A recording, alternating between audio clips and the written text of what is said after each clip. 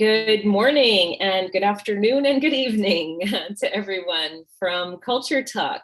And we're also going to usher in the holidays with you as we take week number 3 on our tour around all the different ways that archetype profiles and Culture Talk profiles can be used to enhance business outcomes. So in honor of the holidays, I think we're all signing off after today's conversation. We're happy that you're here with us today. We're kind of doing a little bit of a casual chat today. We have 2 guests that we've invited to be here with us because of their expertise in the brand and marketing space. We've got years of experience here, and I'm excited to bring Mike Taylor back to Culture Talk and to Thursdays with Culture Talk, and to invite Tony Liedenkrantz. Did I say that correctly, Tony? That's good. Okay.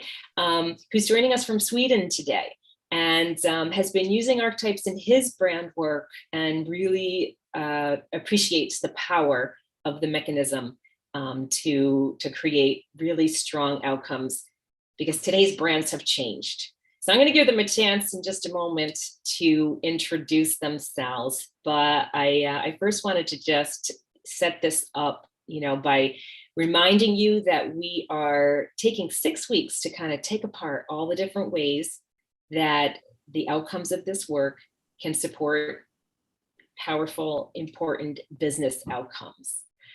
So if this topic is not one that resonates with you, please hang out with us, because next Thursday, we're going to talk about management and strategy. And then in January, we're going to be focused on the hiring process, recruiting and retaining employees, and some leadership development topics as well. So thank you for checking out all the different ways that Culture Talk can help an organization. So let me start by introducing our guests. Tony, would you tell us a little bit about your background, what you're doing now, and how you're using archetypes in your work? Sure. Yeah, I have a background in advertising and communication. I used to run a company together with BBDO, which is an American advertising chain. That transformed into a branding consultancy, also together with BBDO, because we saw that coming that we needed to have, all these different communication disciplines appeared at that time. So we thought we need to have someone who can be on the customer side, so to say, when it comes and work through the strategy with them. And that I just totally got hooked on that, working with the branding strategy, because I thought it was so powerful. And if you really get it, you can do so much with it. So that's where we are now. I've been doing this for 15 years as a consultant. And right now we're focusing on brand transformation projects or brand transformation issues with companies that are, of course, they're driven by the sustainability trends and the digitalization trends.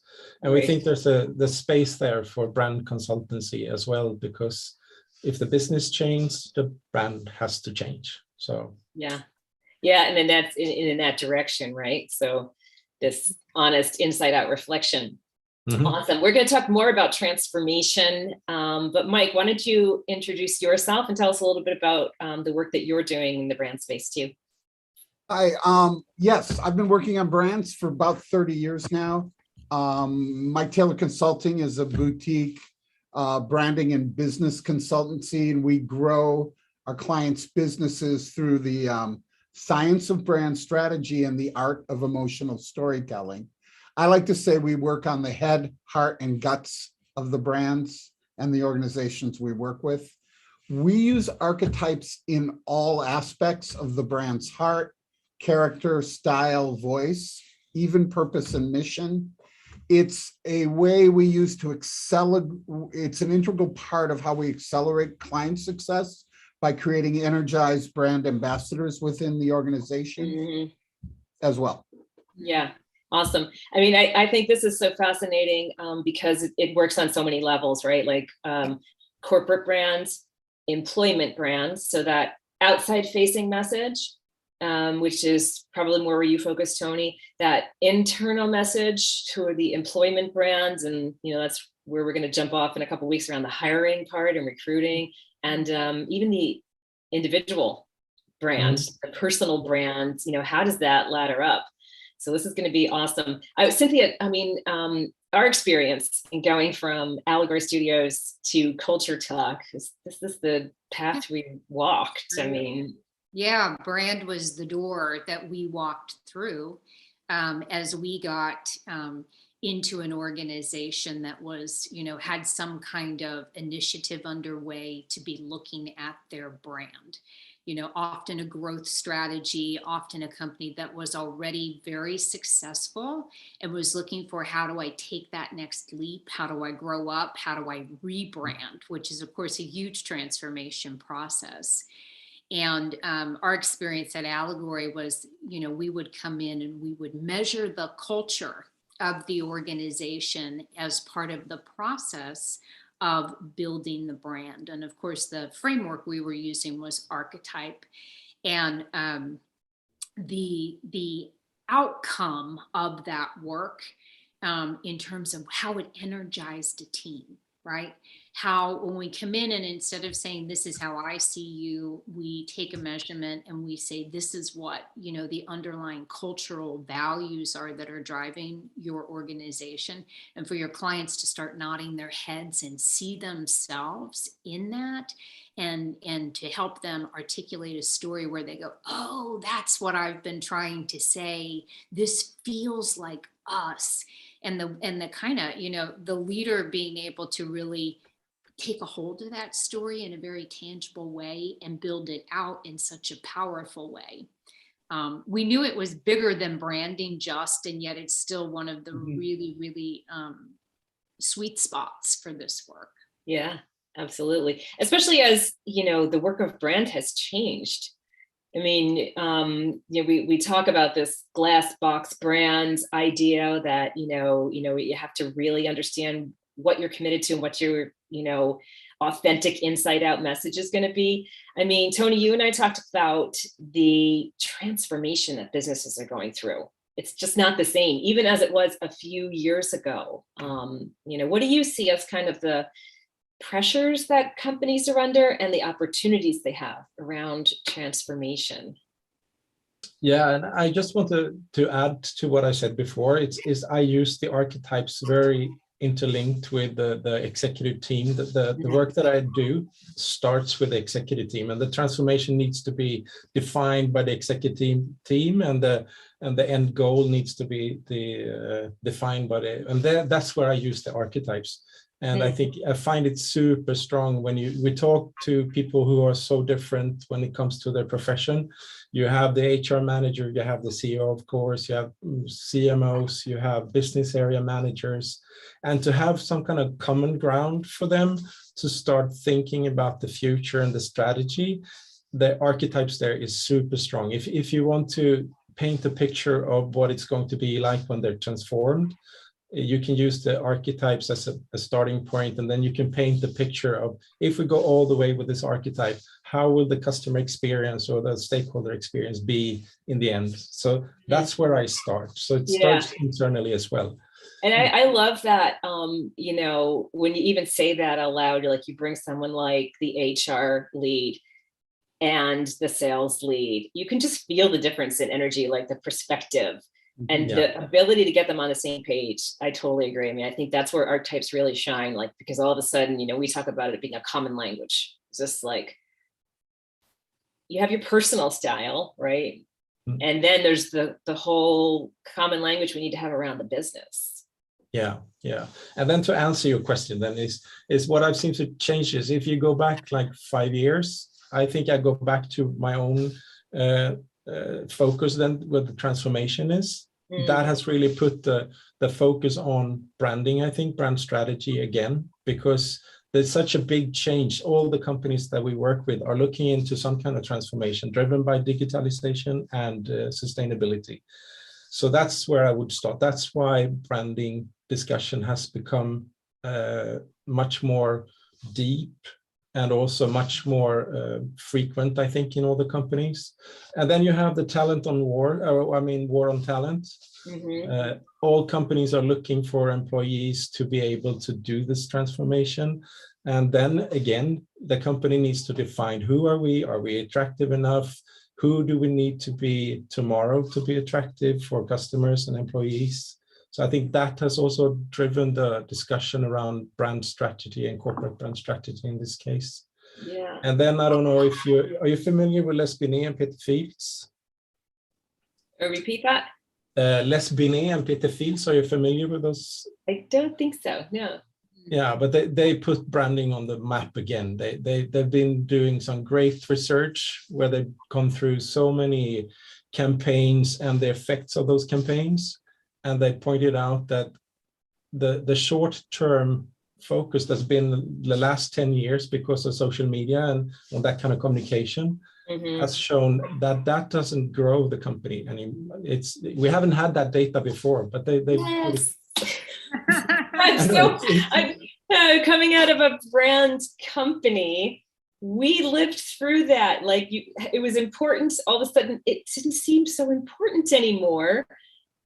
And now we're hearing this re-emphasis and feeling this re-emphasis on the importance, even in a deeper way.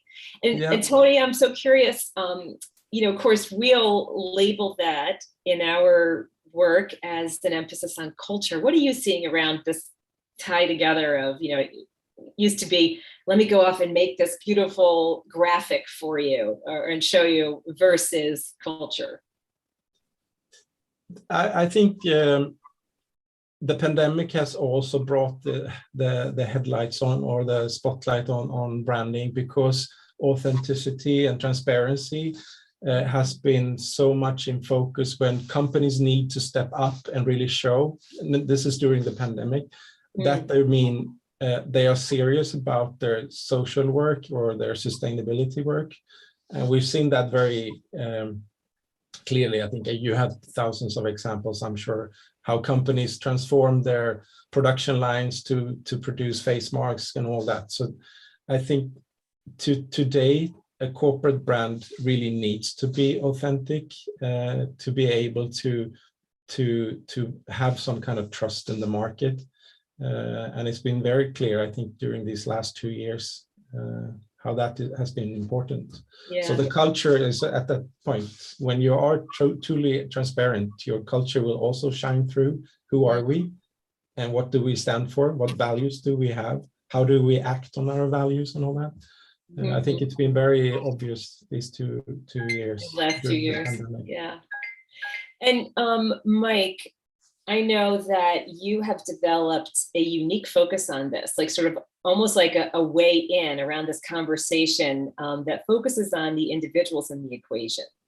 Tell us about that. Like that's also, you don't have culture and you don't have change and transformation without humans. Absolutely.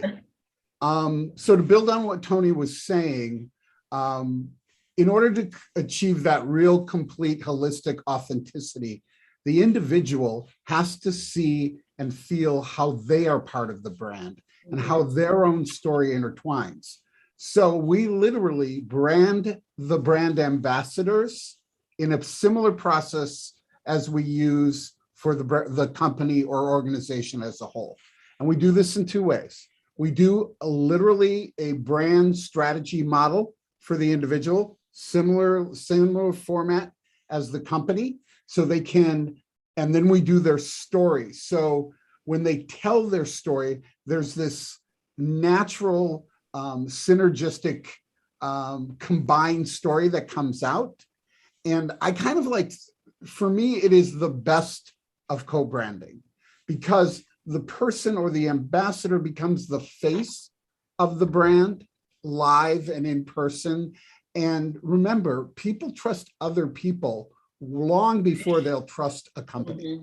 Yeah. And then the company brand is elevating that individual brand and credentialing the personal and making it part of a more meaningful whole. So if you always think the brand is the best representation of the company at its best, the same thing happens for the personal. And when people can see how they fit in and they've done the work at 2 levels, we've just seen it be a whole step change level of change as possible.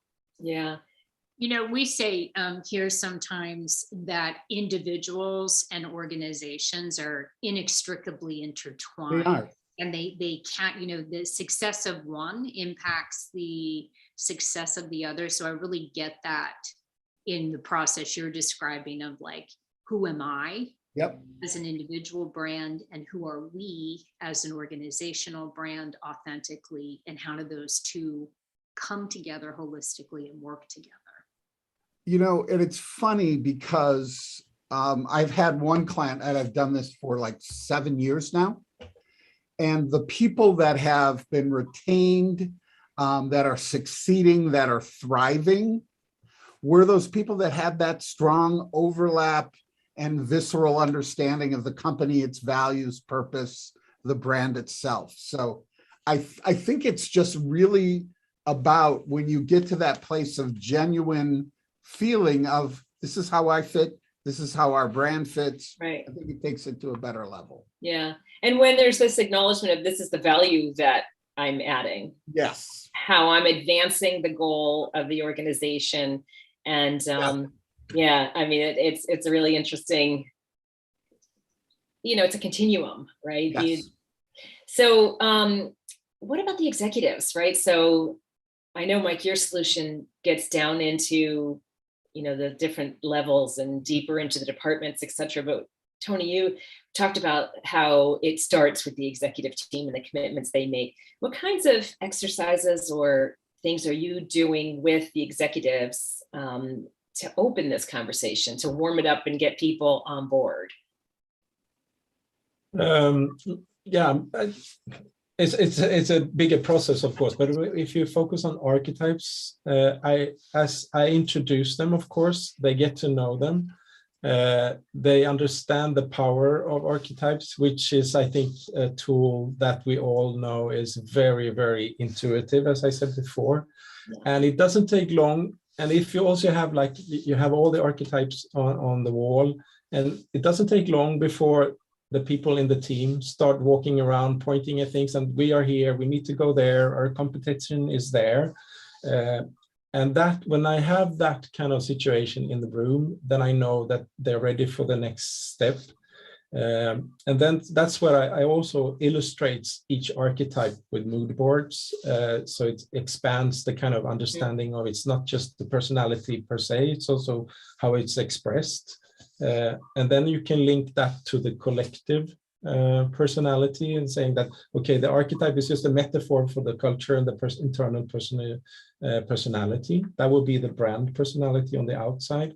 But you as a leader need to pave the way for people to understand how this is supposed to be executed in the rest of the organization.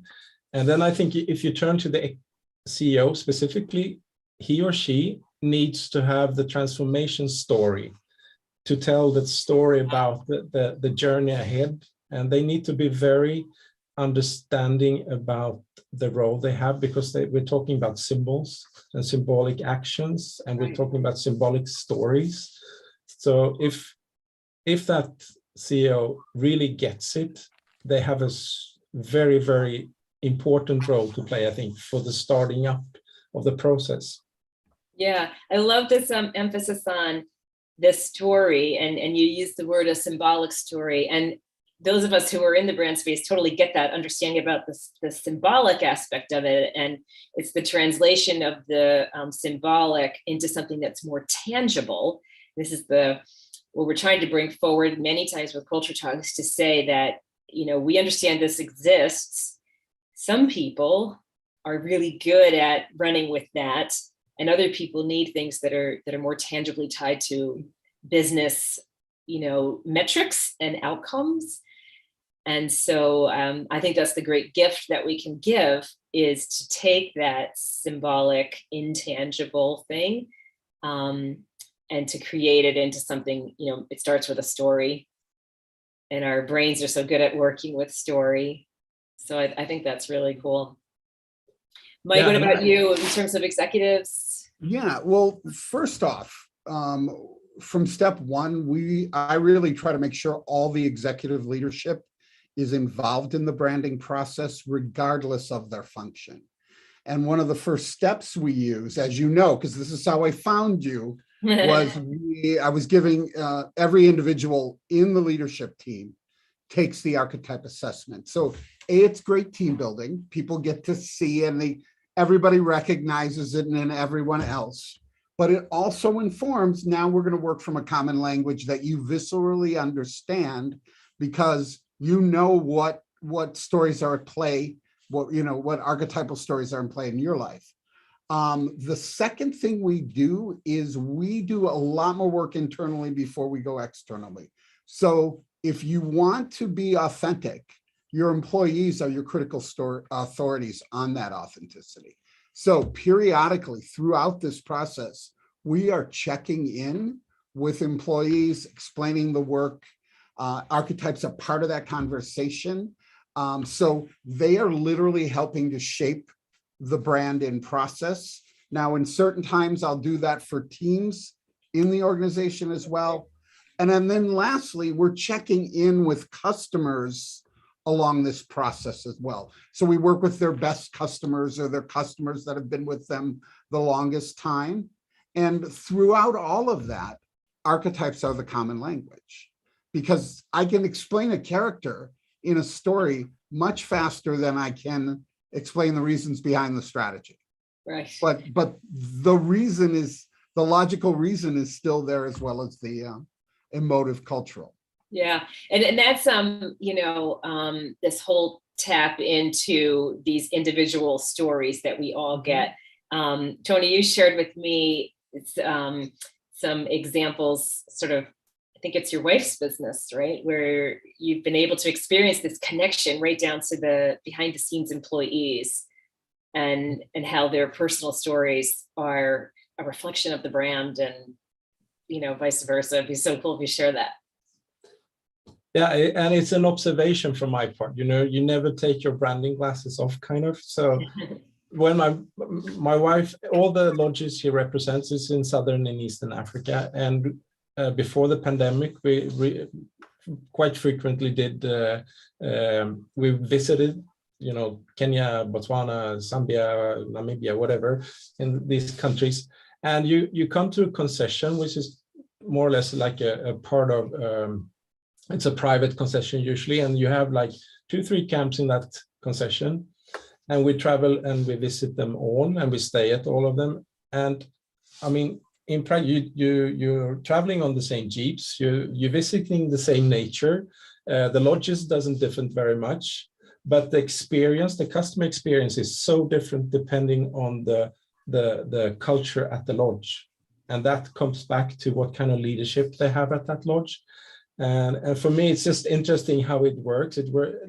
If the leadership respects the people and the staff and train them, and they will also deliver that experience that is in line with what customers expect. And I just thought that this can travel. This is how it works in all companies of all sizes. But it's so in all obvious parts of the world, right? Exactly. But it's so obvious because you are in the same place, and you're watching the same thing, and you're traveling the same way. And the only thing that differs is the people. And I think that's, if you should bridge that over to our conversation and make sense of it, I think that most companies today, they differentiate and compete through their culture. That's how they can today attract customers, attract different stakeholders, keep their employees, attract new ones. It's the culture. Yeah. So it's a very big part of the brand strategy, I think. I had a very similar experience recently, Tony. I wish I was on your trip. I was actually looking for a new dentist, and I visited 3 or 4 different dental practices where I live in Denver, Colorado. And it was visceral, the difference between walking into one office to the next office to the next office, and to do it like after a couple of weeks. And so we finally found a dentist that I really was like, oh, this is our dentist. And I ended up sending other members of my family, and they all came home and they all said, I love that dentist. And, you know, I mean, who loves the dentist? But, you know, it just gets at that. It's the same business. They're going to do the same. They're going to offer us the same services. And I love just the way you tied it to customer experience, right? I'm a customer coming in, and I chose that dentist because of the experience. Absolutely. That's the brand. Yeah. That's the brand, right? So that kind of brings me back to you, Mike, around this idea. You've gotten into a really unique approach with working with the individuals. How does this conversation around culture broaden what many, you know, you've both been in the brand space a long time, and this transformation about, you know, it going from being about a list of facts and figures, you know, about who we are and what we want to say about ourselves, to this authentic expression of the culture. But what have you seen around the broadening of the conversation from brand to the understanding that we're talking about here, that it's culture? So we should share with the audience the fact that when I discovered CultureTalk, the relief and excitement I had, because I've been jury rigging a lot of this based on my knowledge of archetypes. So what's dramatically changing now with the cultural assessment, it becomes the input, not the output.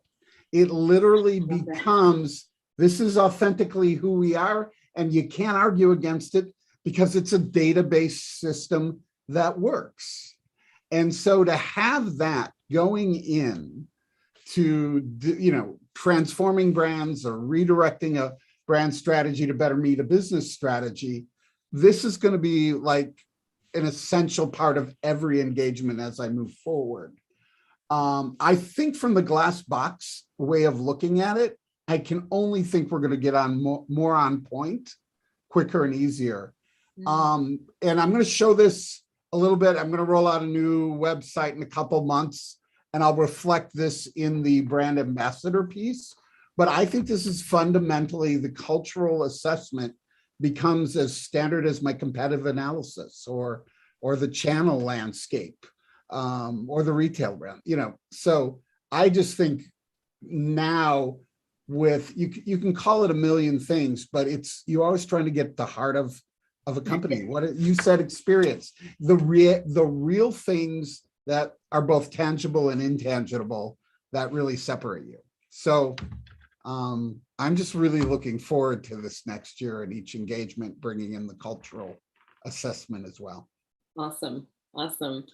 And you know, that's just the beginning, right? So we all know the brand process is fun. It's always been fun. The strategic aspects of it, getting people on board, like the challenge and the outcomes, the excitement of the creative process. But then after that, there's this whole life that this brand, you know, it's got a job to do, and it's got a whole life. And that's why I love this aspect of getting the brand ambassadors on board. But Tony, that's something that you've really tapped into this year in a much deeper way. Tell us a little bit about what you're doing about the brand Xray process and the ability to get it out from the head, you know, and the leadership team into the heart of the people. Yeah, since I've been working with brand strategy for so long, and I've been working with the process for so long, so I've seen the executive team process, and I've seen the next level of communication where they bring out the strategy in the organization and kind of implement it and all of that. And then I thought about how does big companies, I mean really, really large companies, make sure that the next level of communication is on brand. And then I'm talking about big company website structures. The companies that we've been working with brand Xray has, like, I mean, there are thousands and thousands of website pages. And when I ask the brand director or the CMO, I was like, how do you know now that the communication you're doing is on brand on your websites? They always say, we don't know. There's not a chance that we can understand everything that's on our website. And we can definitely not say that it's on brand. So we do samples once in a while, and then I'm talking about they can look into a South American website, which is part of the corporate brand. They still need to communicate the same thing. So I teamed up with an AI specialist firm, 1050, and we developed this algorithm that goes through a website structure and sorts it out from a brand strategy perspective. So we can actually X-ray everything on a website and sort it out. And then we can find the gaps between the branding strategy and the execution.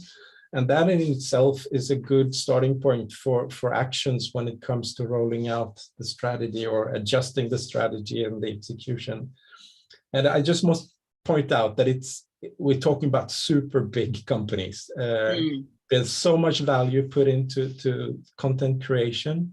And if that would have been like real estate, you would automatically or very instantly create a central function to handle all that value. But when it comes to content on big websites, the huge ecosystems, there's no way today to actually manage that value. And that's where we found a space for brand Xray to move in and help them define that value and find that value, or see how it executes in line with the strategy. And you're carrying that right out amongst many other things at the archetype level, sort of feeling what that message and the personality and staying on brand around the story as well. Absolutely. And if you link it to transformation, there's a new language that's needed to explain the new world that the company is transforming into. So, and that needs to be part of the stories that you put out there. So Brand Xray finds these value words or the messages, the key messages that actually tells the story about the transformation. And the archetypes, as you say, it also, every archetype has its own language or vocabulary. So it sorts that out. So it finds the profile of the communication from an archetype perspective. Yeah, and we know that works because of the emotive value of words and the way they tie us to story and the way that they tie us to our innate intuitive understanding about these common patterns that we share. So, well, that's a great landing place for us today. We've covered a lot of ground in a short period of time around archetype and the way that it can enhance and influence, the way that brands come together. I love how much experience you both bring to this conversation. It's always fascinating. Cynthia and I said, what conversation, who's going to be still engaged, and what level of business acumen could we bring to the table right before the holidays? And we said, the branders. The branders have a unique place in our hearts for sure, and a unique understanding about the way that this work works. So attached to everything else in an organization, the impact, the outcome, the strategy, right? The strategy and the transformation, Tony, that you focus on. We are, as we wrap up, first of all, happy holidays to anyone who came, anyone who's listening to us, Tony and Mike. Teresa and I have been doing a kind of a tour, as we said, around different areas that you can apply CultureTalk profiles and archetype profiles in a business to create the kind of business impact we're looking to do. We are gearing up for our first CultureTalk certification class, which is coming January 20th.